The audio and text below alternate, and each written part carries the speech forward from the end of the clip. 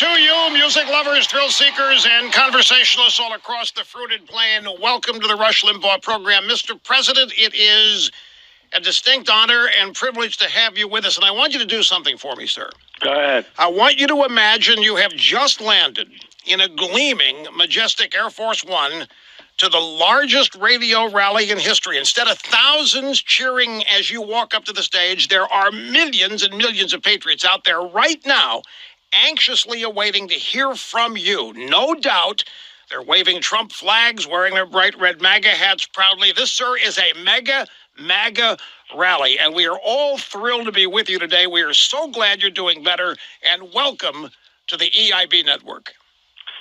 Well, I want to thank you, Rush. You're a fantastic man, a friend of mine, but before I really even knew you as a friend, you were like a supporter.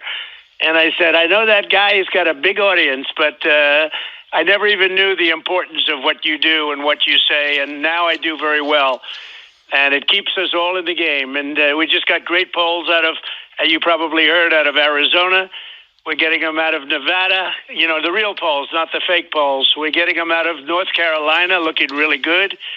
I think Pennsylvania's looking good. Florida's looking great. It's all a big phony deal they have going, Rush, and we're going to win this. I think it's going to be a bigger win than we had 4 years ago. Oh, that would be great. I have, Mr. President, great polls. I have to tell you, from the moment that your appearance was announced, we've received. We've never had a response like this, sir. I'm in my 32nd year. We have never had a response like we had thousands and thousands of questions and comments for you. You are, I hope you know how deeply loved you are by so many Americans who have invested their hopes and prayers for this country in you. They want to see you in the White House for 4 more years. And I'll tell you what I want. I want them to get to know you as I do. I want them to know the Donald Trump that I know. You are one of the strongest, the most unwavering, the most determined, loyal people I've ever met. But you care deeply about the country. You care about everybody, and it's just a breathtaking thing. The difference in you as portrayed in the media and who you really are is breathtaking. And today, I want people to get to know the Donald Trump that I know. Well, I appreciate it. And, you know, when you suggested this, I immediately jumped on it because your audience is the biggest. I mean, it's just incredible. And we have some great friends in Sean Hannity and so many others, and, you know, Mark, and so many people are so great to us. But we have so many people that are so untruthful. And the biggest thing, and the one thing I haven't figured out is why. If we say we're going to create a strong military and protect, we're going to create a strong economy, like we've never had an economy prior to the plague, and now we're building it up again stronger than before. Watch, it's going to be stronger than before. We're almost at record stock market. Nobody can believe that. We're rounding the turn on the pandemic, and I'll have something to say about that because I'm telling you, we have a cure, more than just a therapeutic. We have a cure. But so many things that we've done, and you know, no matter what you do, they try and find fault, and not only fault, vicious. They're vicious people. And you say, why wouldn't they want to have good education, a good military, a strong economy, safety, security? Why would they want to live like they live in Portland, and where they just allow these agitators and anarchists to run the streets? Why would they want that? That's the only thing I haven't figured out. Why would they? And why would these big companies like Comcast? I call it Comcast. It's Comcast, but I call it Comcast because it's a con job. That's NBC mostly. But if you look at that, or CNN, which is so pathetic, why would they do that? Why would they want to have a country that's in turmoil? Because they create it. The fake news is the worst thing we have going. You know, the lamestream, I call it the lamestream media. But you'd think that they'd want to see great education, great country, great security, strong military. They don't want to see you responsible for it. They don't. It's a crazy thing, Rush. It's the one thing I've never quite figured it out, you know, and they become less wealthy. You know, to a large extent, they become less wealthy. And they're willing to give up their wealth in order to see the country go to hell. Someday when you figure that out, you're going to let me know. Okay? I'll tell you today. I know exactly what this is. But before, you know, we've got a lot of questions for you from members of the audience. So before we dive into those, you know, I need to ask you something that I've not really had a chance to ask you before you did this, before 2015, when you came down the escalator and announced your Right. candidate, you had a storybook life. You had an absolutely fabulous life. You had a life that anybody would aspire to. You were very successful. You were happy. You were a media darling. They loved you back then. Why did you decide to run for president and put up with the day in and day out maligning that you get? Because you did not have to do this. I'll tell you, it's such a great question. And I do it again, even though it's far worse. I never thought I'd be involved with a Russia hoax or a Ukraine hoax or be impeached because I made a phone call congratulating somebody that I never met to or spoke to on becoming the president of Ukraine. And all of a sudden you get impeached. And it was a perfect phone call. A letter that fortunately we had it transcribed because they made up the phone call. They said it was totally different. Fortunately, or maybe I wouldn't be talking to you right now in this capacity at least. Fortunately, we had it transcribed. It was transcribed, the exact call. If we didn't, they would have, you know what Schiff said. He said it before Congress. He repeated my call. It had no bearing on what I said. It was a perfect phone call, and I got impeached over it. I never knew it would be so unpleasant, but nobody has done more in the last 3.5 years as president in the first 3.5 years that I have. Nobody. I mean, if you look at rebuilding the military and the economy and the best employment numbers we've ever had, and we've cut regulations to a point that's so incredible nobody's ever seen. If you look at the Veterans' Choice in the VA, accountability, we had people in the VA that would beat up our veterans and beat them up badly. They're infirm, they're not well, they're not feeling well, and you had these animals in there that would beat them up. We couldn't do anything about them. Now, with accountability, you have to account, and we fire them, and worse, we get rid of them. And our vets have a 91% approval rating, the highest we've ever had in the VA. You don't hear those bad stories about the VA anymore like you used to. And now they get immediate doctor attention if they have to wait online. I mean, but that's so many different things. Right to try, where they can try medicines, and I mean, I can sort of give you an example of that with the COVID, because I was in not great shape, and we have a medicine that healed me, that fixed me. It's a great medicine. And had I not gotten it, Rush, it would have been in line for another year probably before they brought it out. Great company, two great companies actually make it to, make very similar things, but they both work equally well. And we're going to send it. We're already sending it. It's starting. The process is hundreds of thousands of vials are being sent to the hospitals all over the country. People are going to get immediately better, like I did.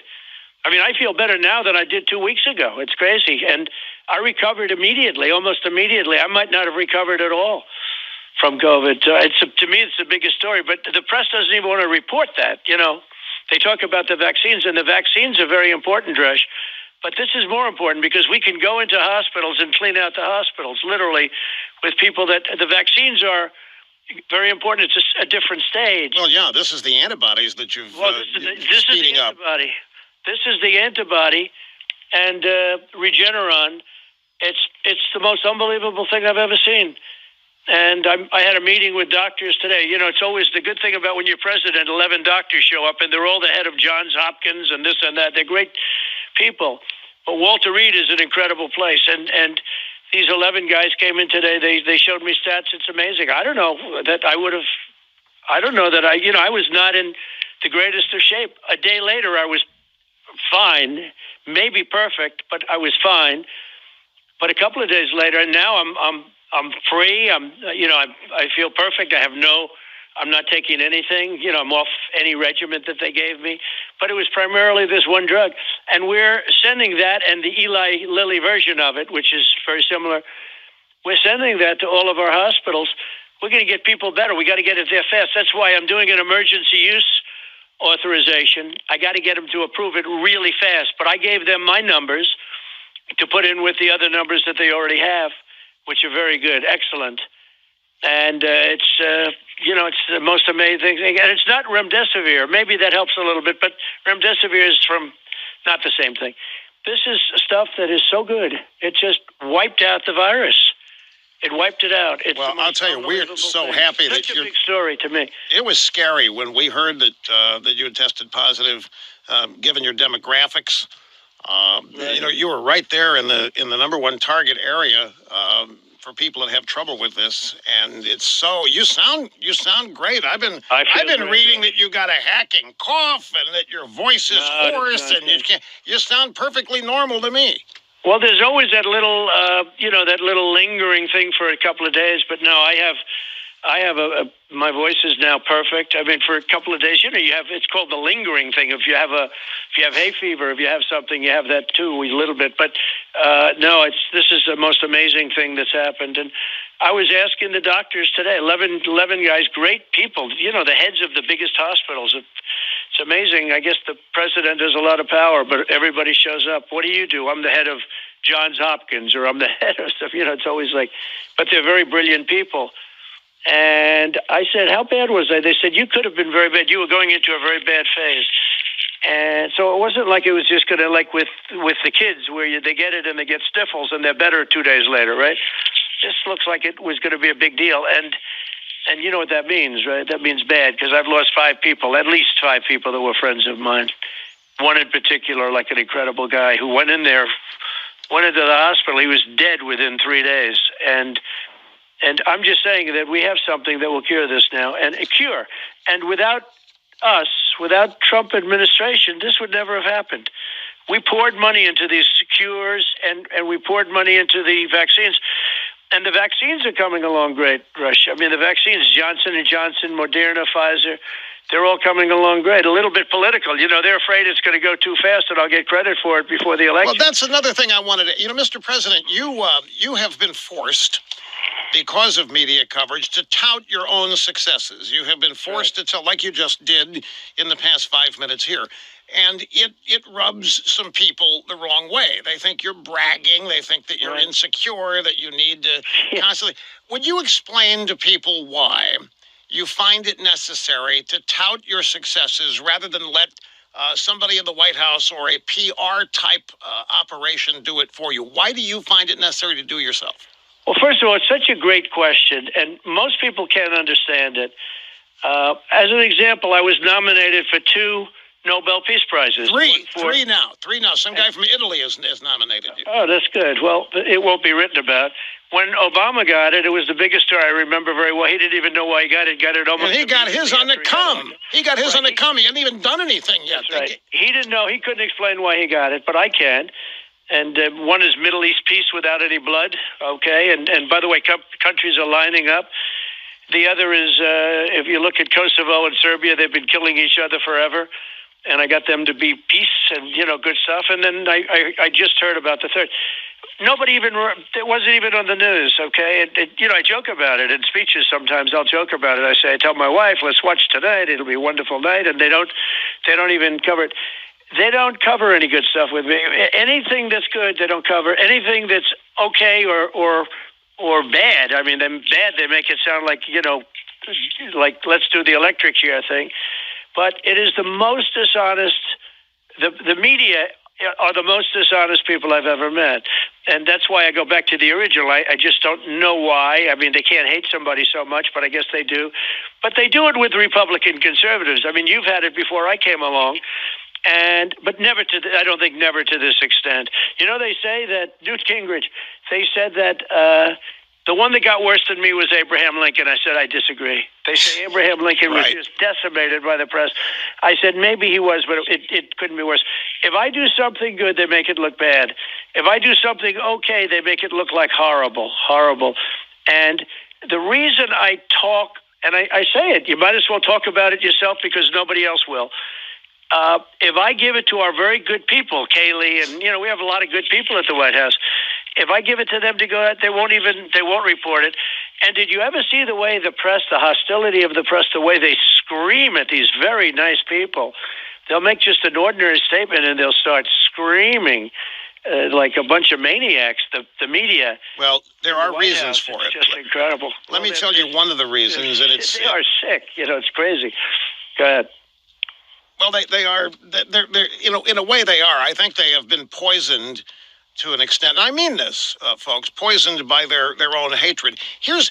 This is not the original reason, but we're into 4 years now that they have tried everything they know to get rid of you. And not a single thing, not a single weapon has worked. These people, if they want to, Mr. President, and Newt's an example, they're able to take out, Sarah Palin's another, they're able to take out and destroy any Republican they choose.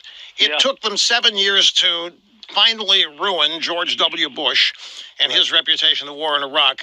But they did it. They got his approval numbers down to the 30s. You in Zogby today are still at 51. They haven't landed a dent, sir. They have not taken you off of your agenda. They've maybe distracted you for now and then, but they haven't stopped you. They can't believe it. They're throwing everything. And so they are doubling down on doing whatever they can to try to get rid of you, just to prove that they can. And it's frustrating as heck that they haven't been able to. It's an amazing thing. And I'm like you. I watched this coverage and I asked me how many of the American people realize without being told how basically dishonest and unfair this all is. And you hope that a majority of Americans see it for what it is and react accordingly. But I tell you, it's that and the fact that you're an outsider. They never thought you were going to win. They didn't even think you wanted to win. They thought you were engaged in a PR stunt in the first place. Which is false. Then you're also implementing policies, sir, that they detest. Your agenda is a small government. Well, it was before the pandemic hit. Your agenda is basically pro-freedom, pro-liberty, pro-the American citizen first. You want to make America. Can you believe make America great again's controversial? Who in the world could find a problem with that? These sick people have found a way. Make America great again is reason to destroy you? It doesn't make any sense. Well, Rush, remember how big the wall was? Everything was the wall, and it got bigger and bigger because they figured there was no way to get it financed because it's a massive, it's thousands of months. The whole thing it's a massive project. It's one of the biggest, it's actually one of the biggest government projects ever. Anyway, so we're building the wall. We're up to 380 miles of wall. Had a huge impact. Nobody gets through this wall. This wall is everything the Border Patrol wanted. I built it exactly. I didn't even agree with them on certain parts of it, but I think they were right. They had to have see-through. They had to have this. They had to have that. It's lined up with all sorts of wires and everything you can imagine. It is the best. Okay, it's the best, and it's had an impact that you wouldn't believe, and nobody thought I was going to get it done. Now it's almost completed. It'll be completed toward the end of the year, very soon. And it'll be about 535 miles. We may even extend it beyond that. But, you have a lot of natural barriers, rivers and mountains and other things that really do a pretty good job. But we're going to have it finished very soon. You don't even hear about it anymore. And you don't hear about how great the border numbers are. People today, I ended catch and release, which was not easy, because I had to go through the Democrats. But I ended, you used to catch somebody and they'd release them into our country. And they'd come back 4 years later, but nobody would ever come back for a court case. It was the craziest thing. You'd catch somebody, even a murderer, and then you'd release them into our country. And then you'd say, you have to be back here in 2.5 years to go to trial. And nobody would come back. Only the very dumbest would come back, okay? And that was about 1%. No, that was about 1%. And it was crazy. Catch and release. I mean, there were many programs like that. We got rid of most of them. And it's not easy to get rid of them. You had to go through all sorts of hoops. But I got rid of catch and release. We have a very good border now. Now only people that come in legally are coming in. We have the wall made a tremendous difference. But you notice you never hear about the wall anymore. Well, not only that, there have been 2 debates, sir. And in both those debates, your first and the vice presidential debate, there have been 2 areas that have never been explored. Not one question asked about. One's gun control, the Second Amendment. The other is immigration. Right. And that's those are 2 strong areas of yours where the American people are with you by a massive majority support number. So they're not even being brought up. They don't talk about immigration. And we have immigration down really good. In fact, I was going to do an immigration bill. I have it all done. And then my guy said, why bring it up, sir? You have the same policies that you're already implementing, and why should you go through the controversy of it? I mean, we have a great, the people that wanted the wall generally love what I've done. I mean, because what we've done, and immigration generally. We've got a couple hardliners out there, friends of yours. But the people that wanted the wall, I've done far more than I thought. Our immigration now, because it wasn't just the wall, but we had to cut a lot of these crazy things out. I mean, you have chain migration where somebody comes in illegally we have a killer who killed 8 people on the West Side Highway, ran over 8 people, a terrorist, jihadist, came in through the southern border, and through chain migration, he brings in his mother, his father, his grandmother, his aunts, his brothers, his uncles. He brings in all these people. And I say, wait a minute. And what we've done is incredible on immigration. Think of it. You have killers that come in, and because of chain migration, they're allowed to bring other people in. Right. That's why they're not asking you about this. They don't want to talk to me about it. So many things like sanctuary cities. The people in California hate sanctuary cities. I don't know where it gets its political stamina, because the people in California, they see me all the time. I think we'll do well in California. I mean, in theory, you don't win California because everybody likes to vote 3 times, okay, if you want to know the truth. I don't know if you ever saw the list. Well, we're going to get into that later in the program. The whole thing is crazy. But the people, they want to vote. They vote numerous times, and it's disgraceful. But the people in California, they don't like sanctuary cities. What are you doing with the sanctuaries? You're protecting criminals. Who wants that? And I've had so many people, liberal friends of mine from California, we'd love to get rid of sanctuary cities. With that thug from, as you know, Kate's Law. Remember Kate's Law? We Yes. should have been, we tried like hell to get it passed, but we had we left the filibuster, okay? We should have, gotten rid of the filibuster only because I said, Schumer's going to do it. I told Mitch, Mitch, I get along great with Mitch. We had the greatest success in history on judges. We'll be up to 300 judges and 2 Supreme Court judges, and now 3. Hopefully that'll go quickly. I think she's going to go very quickly. So I have 3 Supreme Court judges, but in the first term. That's never happened before. But I said, the problem is, Mitch, as soon as the Democrats do get in, at some point they get in, they will blow up the filibuster. They'll go nuclear, as you know, and that'll be the end of the filibuster, and they'll approve stuff left and right, 50%. They'll go left and right. And that's the problem I had with it. It's not that they're not right. They did it the right way. Harry Reid, we got lucky because Harry Reid thought that Hillary was going to win, and she knocked out the filibuster for the judges. Otherwise, I wouldn't have 300 judges. I'd have 2 judges. They all thought Hillary was going to win, and that's another reason why you remain so despised and hated. And it's not you per se. I mean, some of it is. It's just the fact that you came along and totally upended their grand plans for globalism, changing the way our nation's affairs are run and organized. You really just upset the apple cart in ways they never dreamed possible. They thought the Hillary administration was going to be Obama's 3rd term, and you've just totally thrown them upside down. Now, this leads me to another thing. I go back and I compare the 2016 campaign. And at that point, you don't have a record. You are running for president, right, but you don't have a record. And you're having so much fun out there. You can tell, every rally, every appearance, every press encounter you have is just loads of fun. Now, you got 3.5 years in, almost 4. You've got a record that just infuriates the Democrats and the media, which are one and the same. And is it as much fun for you now? Is it the whole idea of campaigning? Because now the frustration, I can hear the frustration. You have a great record. Your sense of achievement and accomplishment is incredible. And you have to be the one to tout it. And it's got to be frustrating for you. So it's such an interesting question because I have done more. We have a list of things that we've done. Just go down the list. Even Space Force, that's a big deal. First in 75 years, right? A new branch of the United States military. That by itself is an achievement that you could just do that and you've had a successful thing. Space Force, think of it, the Army, Navy, Air Force, Marines, Coast Guard. We have Space Force. And that's a big deal, and it's going to be very important, especially as the future, as it goes, maybe the most important. But so many things I've done, and it's incredible. People, you have to sell it yourself because they don't want to talk about it. You don't hear anything about Space Force. You know how big a deal that is? You don't hear about any of this stuff. They don't want to talk about it.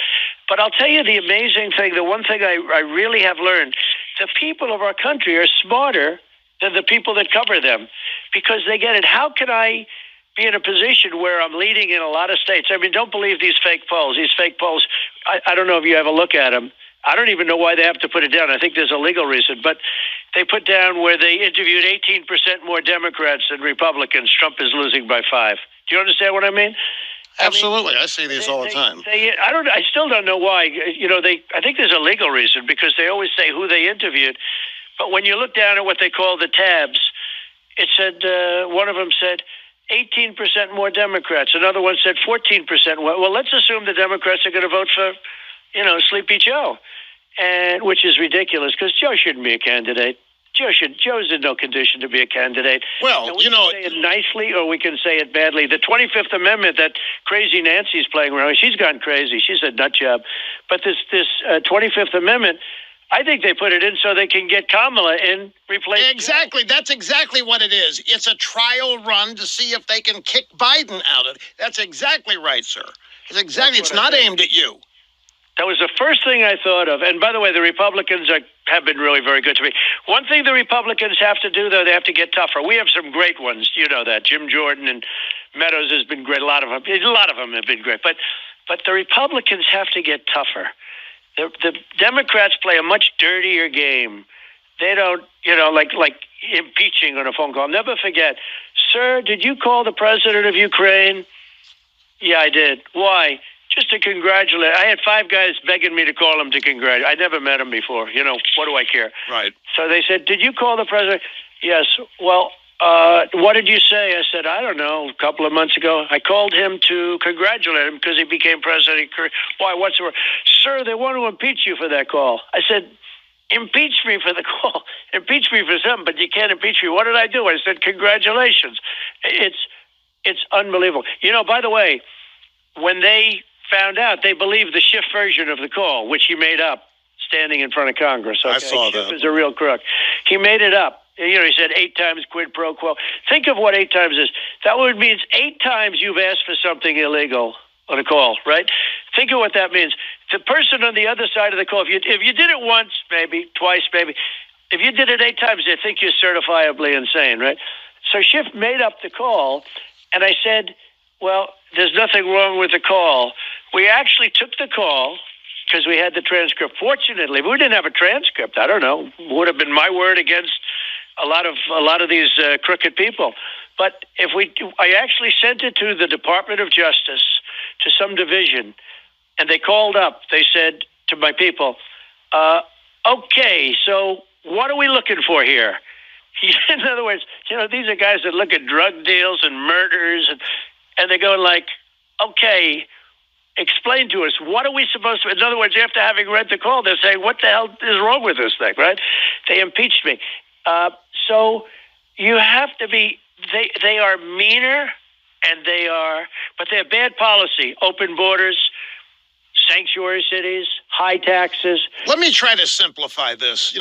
One of the things I've tried to learn to do over the course of the years is to make the complex understandable. I think this election, sir, is really simple to explain to particularly people who are undecided. And I don't know how many of those there are. I frankly don't know how you can't be decided by them. But this election is really, it boils down to 2 propositions. One is it's between a man, you, who believes America is good and decent and great. Right. Against people who are behind Joe Biden, who think America isn't good. They think America is unjust and immoral from the days of our founding, and they are trying to undermine and transform this country as founded. And that's why you are undermined, and that's why your successes are hidden. That's why your successes are distorted and lied about. It's no more complicated than that. Folks, if you love this country, if you love America, the America you think exists, you don't have a choice in this election. Your only choice is President Trump. If you don't support President Trump here, you are going to end up facilitating the transformation of America into a country it was never intended to be. You're going to have $13 a gallon gasoline with the Green New Deal. You're going to have so much disruption in your life that you can't possibly imagine. And don't doubt me, they're not going to be honest with you about this. But that's really what this is about. You are good. You believe America is good. You believe America is great. You want to keep it that way, and you want to solidify it, and you want America's greatness to be enshrined and empowered for decades beyond you. And America has great potential, too, because any shortcomings, we can solve those shortcomings, but they're going to make them much shorter. I mean, America has tremendous potential. When you look at what we've done with energy, and they want to take that advantage away and give it to these other countries that are going to always have energy. When you look at the environment, I'm very important. I love the environment. I want clean air. I want clean water. I want, and by the way, you shouldn't even have to say that. You shouldn't have to say everybody wants clean water. The fact that they're out there claiming you want dirty water and dirty, you shouldn't even have to say you like clean water. Yeah, that's outrageous. Like the forest fires in California. If we had forest management, you wouldn't have any forest fires. In Europe, you go there, they have forest nations. They call them Austria, different places. They don't have the woods burning down, and their trees are more explosive than ours, meaning explosive from potential fire. They have trees, and they have, they maintain their forests, and they put cuts in between. So if they have a fire, it doesn't burn down 500,000 acres. They do it properly. Our people don't do that. And then we talk about, they want our air clean, but they don't talk about China, Russia, India, these other countries where the pollution is massive going up. So we have a clean spot on a massive planet. We have a clean spot, which is a small percentage of the planet, a very small percentage of the planet. And then China is spewing crap, and Russia and all of these other, India. And did you ever see what they dump into the ocean that floats into California? Yeah, that's unbelievable. Exactly right, folks. And we end up cleaning it up, and then they say, "Well, the environment." I could tell you hundreds of stories. A lot of what you and I talk about is really based on common sense. People say, "Are you a conservative?" I say, "No, I'm based on common sense and love of and for country and people." Yeah, that's true. It's very true. Now, I got to get to some questions. We've been, and I'll tell you something, sir. When we went through the questions, and I'm telling you, I've never had a response like you generated when your appearance was announced. It's the most amazing thing, sir. Well, I think you're going to see that. You know what? I think you're going to see that come November 3rd and a little before that, because our people don't want to send in these fake ballots that are being fraudulently made all over the place. We're going to get into that. But you know what? Probably one of the most mentioned topics in the questions was health care. People are scared. Let me give you a sample question. Dear President Trump, this is a woman in Massachusetts named Kathy. I'm glad that you and the First Lady are recovering from COVID. So happy you are our president. Thank you for all you do to defend us.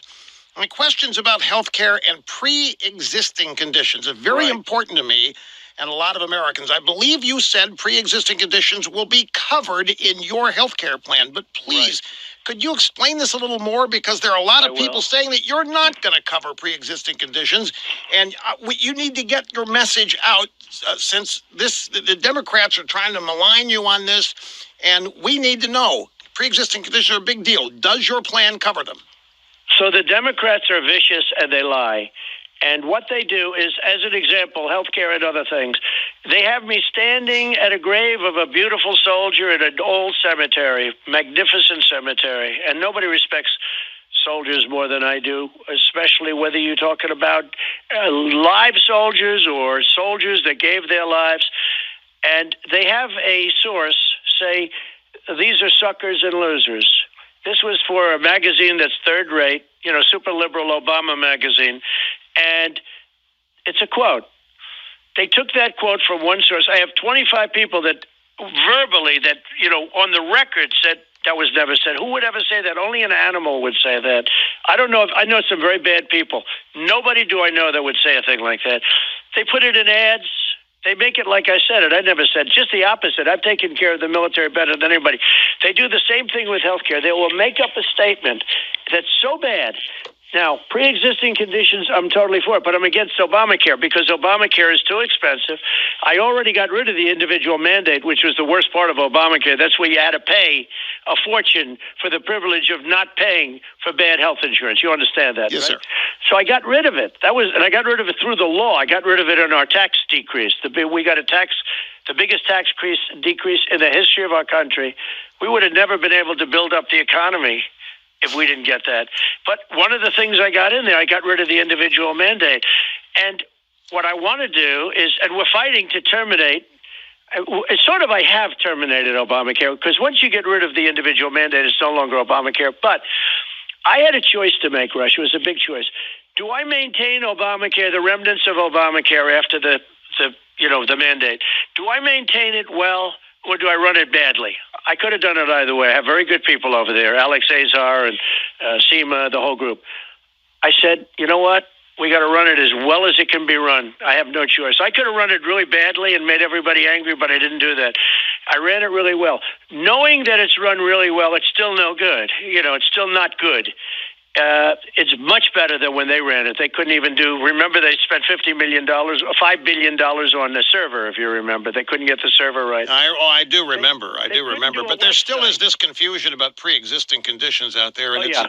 it's a frustrating thing because it's not even the correct title for what the plan does, but that's what people correct. think. And so that's how correct. you have to deal with it. It's correct. But what they do is they love to say that I'm going to get rid of pre-existing conditions. No, I want to terminate Obamacare and then come up with and we have it, come up with a great health care plan that's much less expensive and does include people with pre-existing conditions.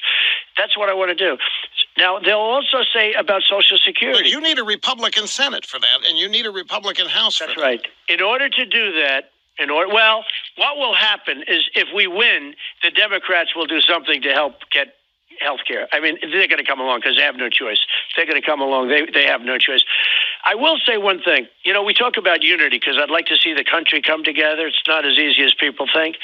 But just prior to the plague coming in from China, when the plague came in from China, people were calling. We had the lowest unemployment we've ever had. We had the best employment, and we were up to 160 million people employed. We never were even close. Everybody had a job. You had the lowest African American unemployment in history since records have been kept. That's right, Rush. So we had the best numbers ever. We had the highest stock market, although I tell you, we're inches away right now for people's 401ks. If they held on to their stocks, they're very wealthy right now. And our economy is doing really amazing. I mean, considering that we're in this pandemic thing sent to us by China. But if you look at what we've done, and people were calling me, Rush, in terms of bringing our country together, that I really had never heard from before. In other words, they were not interested. And they were saying, let's start getting together. It was coming together. Success was bringing our country together. And then we got hit by the China plague. But success, Rush, even you might be surprised to hear that. People that you would have said no way were calling and saying, can we get together? And it was coming together because success, and I've always said success will bring us together. Our military is strong. When I took over, we had no ammunition. We had a case where a certain general, highly overrated general, told me we have no ammunition. And I said, what are you talking about? I say, no president should ever be told that again. Now we have so much. I heard you say that. I was frankly surprised that we were low on ammo. I mean, I don't think I've ever heard that before. He said, sir, we have no ammunition. Okay. And I said, keep that very quiet. And then we started building up. And now we have new rockets, new missiles. We have stuff, the likes of which Russia dreams of the stuff that we have. China dreams of the stuff that we have. And we can't talk about it, and we shouldn't talk about it. We have things and hope to God we never have to use it. Our nuclear is all tippy-top now. And you don't want to even say it. We have no choice but to say it. We were so far behind. If you look, I call them O'Biden. Obama and Biden, what they did to our military just was horrible. And economy. I mean, they were telling everybody that we need to adapt our expectations to a new era of decline. That's right. No manufacturing. America's best days are behind us. I mean, it was outrageous. And, GDP 1.5% max every year. Right. Right. No, we were, but it was coming together, Rush. And I'm telling you, and you would be a skeptic, maybe almost more than No, anybody. I know it was coming together. I am a skeptic. Together for the first time. For the first time. I am a skeptic on this. Believe me, more than you know. I think so. That's true. I got another question for you, Mr. President. This is Mary in Missouri. This is our second most mentioned topic that people want to hear you address. Mr. President, drives me crazy that the Democrats can call all of us out here racist and sexist just because we don't agree with them. It's the easiest thing in the world to call somebody racist because nobody wants to be racist or anti-anything, and we aren't racist. Why do Democrats get away with it, sir? And how do Republicans say enough is enough? We are tired of being called evil racist when all we want is for all Americans to be free, to have the blessed opportunity this Constitution and country offers everybody. We want a healthy and safe future, and we love everybody. How do we deal with this, sir? How do we finally shut this down? What would you tell her? I've watched this for a long time. I've had it. I've probably been a victim of it. You and I and a couple of others more than anybody, and we're just the opposite. When they give up, when we're beating them, they have nothing else to fall back on but the word racist. And that means that when you're winning and you're just knocking the hell out of them, they have nothing else to say. They call you a racist. And this has been going on for decades. I don't know that you're going to stop it, but people are wise to it, and people are rolling their eyes now. They're rolling their eyes. It is just an incredible thing. The way they use the race word, the racist word, is actually disgusting. I was asked by Chris Wallace, who's third rate. I was asked by him. He was protecting Biden the other night. It was pathetic. I couldn't even ask him, why did you get $3.5 million from the mayor's wife of Moscow? Right. Why did you say $1 billion unless you get rid of the prosecutor, and then you give him the $1 billion? And Chris Wallace he was choking like a dog. He wasn't able to answer, and Chris Wallace would go in and save him every time. That whole thing was disgraceful. Well, you know what we're going to do today?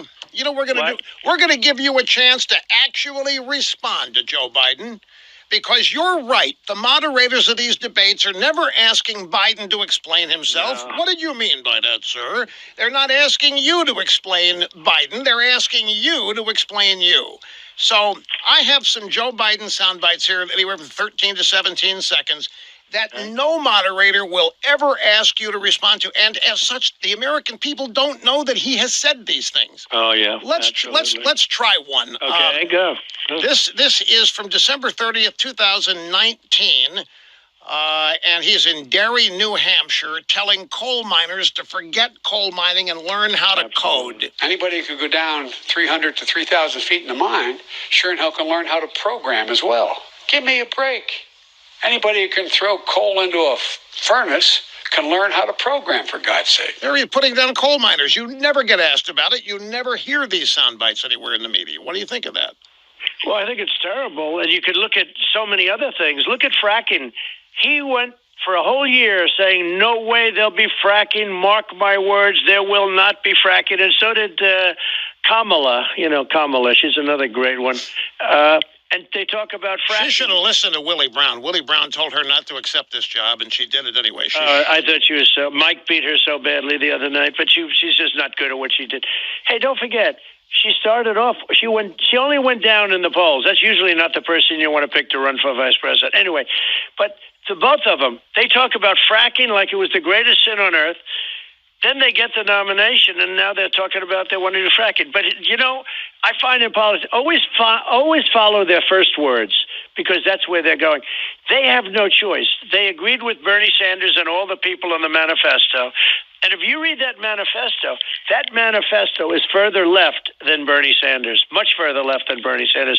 Usually you think they'd take him right. Bernie took him left. He took him left of where he was. But if you look at the fracking, the coal, you could say the coal. Remember Hillary, 3 weeks before she went to West Virginia, she was knocking the hell out of coal. And then she forgot she had to go to West Virginia. So she goes to West Virginia and she sat at the table with the miners. And it was just the end of her when she knocked the coal. Well, you know what? I think and it would what be. they do with coal now, with clean coal, is amazing. You know, we have more than anybody. But what they do with clean coal is amazing. We have more energy than anybody, and these other countries want to take it away with the Paris Accord and all of this. They want to take away our wealth. They want to take away our jobs, our companies. It is disgraceful. You know, explain fracking to people, sir, because it's a term that's thrown out there, and I know what it is. I can explain it. A lot of people can, but a lot of people don't know what it is and why it's so outrageous that they will not commit and they will not get their story straight on whether or not they're going to ban it. What is it? Well, basically, it's getting energy out of the ground really efficiently and getting every drop of it. And it's created wealth for our country like you wouldn't believe. And it's really been over the last small number of years that's really become. You know, you used to see these massive oil wells and, you know. You can basically go in and drill sideways in the shale. Drill sideways. They can drill up and down and around. It's unbelievable. If you ever watch this process, and they just suck stuff out of the ground it's just incredible, the technology. And for whatever reason, for our country, you know, we've become the biggest oil producer in the world right now, by far. Not even a contest. We're bigger than Russia, bigger than Saudi Arabia, and to a level that nobody can believe. And I saved the industry 6-7 months ago when our oil dropped because of the pandemic. I got Russia and Saudi Arabia together. You know, it's good to get along with countries. Not necessarily a bad thing, Rush. You know, you understand that. And they cut 10 million barrels a day. It's actually more than that, but they cut. And we saved the oil. We saved 10 million jobs in this country. And yet everybody has cheap gasoline. Look at the gasoline at $2 a gallon. Nobody thought that would be possible. That's better than a tax cut. So, you know, if you want to know the truth, when gas used to go up to $5-6 and people would say, oh, our country, and they couldn't buy cars, they couldn't do anything. We have very inexpensive gasoline. And yet it's high enough that we have our energy jobs. We have millions and millions of energy jobs in Texas and North Dakota and Oklahoma and Pennsylvania. So Biden goes, and you notice they never talk about fracking. So he said no fracking, and he's in Pennsylvania. They're going to ban it.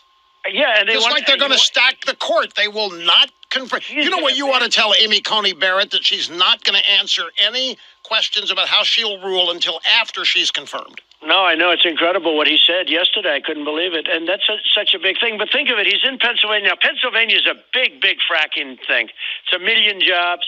It's tremendous energy. They have low energy costs. And they won't admit what they're going to do. And they won't. No, but he said just the opposite. He said there'll be no fracking.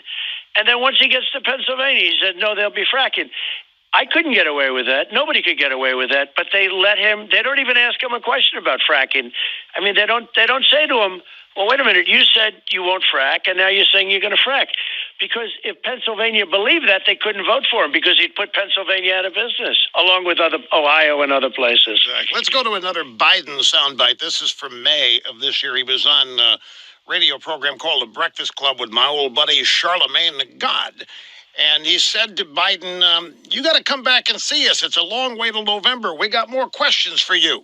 You got more questions, but I tell you, if you have a problem figuring out whether you're for me or Trump, then you ain't black. And there you go. If you got a problem figuring out whether you're for me or Trump, you ain't just insulted free-minded, open-minded African Americans. And never gets called up. You try that. He doesn't get called. I will say this, though. The black community gets it.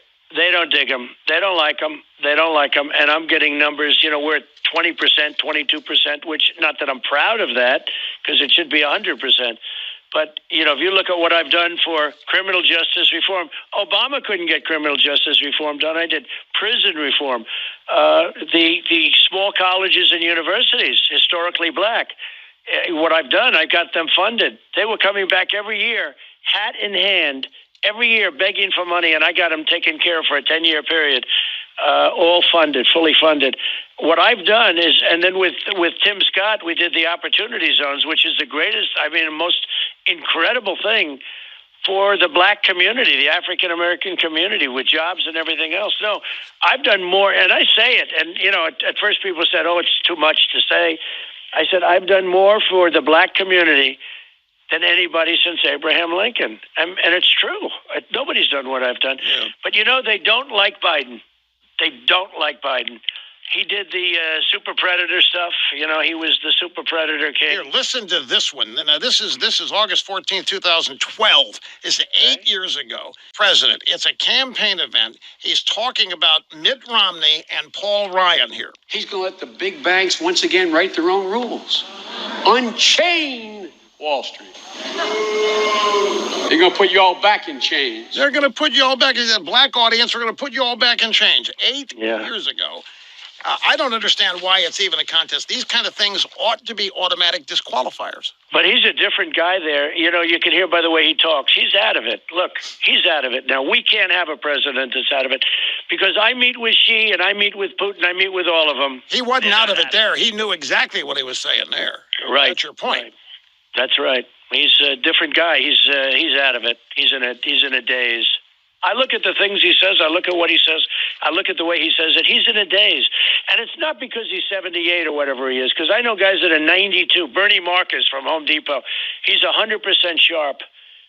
But Joe, there's something wrong. We can't have that. Well, but he made it through the debate. He made it through 90 minutes of that debate without betraying any of the mental limitations, shall we say. I agree, but he was not able to answer the Russia thing, and he was choking, and he was not able to answer the $1 billion prosecutor thing. Well, you did kind of bail him out, by the way. He started to fade, and you kept talking at him. I think he was a... Now, Mr. President, some of you tweeted about this. When I saw this blew my mind. It literally blew my mind. There's a Gallup poll found that 56% of the American people say they are better off today, even during the pandemic, than they were 4 years ago. That's stunning to me. That's the highest number on record. I know. Highest number ever recorded that they're better off today than they were at any time before during a pandemic. And that's what I built. And we've built this. And the only reason we're doing well is because the foundation was so strong, Rush. The foundation. If we didn't have a strong foundation, you'd be 1929. And if he got in, you'll be 1929 because he's going to raise everybody's taxes. They don't talk about that either. He's going to raise everybody's taxes. And you know what else they never talk about? Something that I think is a very, very important thing, the Second Amendment. They don't say that he's going to take away your guns. He's going to say, they never talk about it. Never comes up in a debate. That and immigration, those two subjects never come up. They haven't come up at either of the debates yet. That's right. That's right. So it's pretty crazy. It's amazing that here we sit in the White House. Every once in a while I say, it's not fair the way I get treated. And then I'm sitting in the Oval. I'll say, oh, this is the Oval Office. You're there, and they're not. So it's pretty amazing. And that's because the people get it. The people of this country are really smart, and they do get it. And they can do everything they can. And again, the only thing is, I don't know why they do it, but they do it. They're very dishonest and evil in many ways. But these people, the people of the country get it. They do, but they love you. Mr. President, seriously now, they know that you are the only person standing in the way of the left's efforts to undermine America and turn it into something it was. I mean, they're scared to death of what's going to happen if you lose. They're scared to death of what's going to happen if somehow these people can harm you. They want you to have a deep understanding of how much you mean to them, how important you are to them in preserving the American way of life. It is more important because it's at risk. The American way of life is at risk, and you, sir, are the only man standing in the way of people destroying that. This is what millions and millions and millions of Americans think.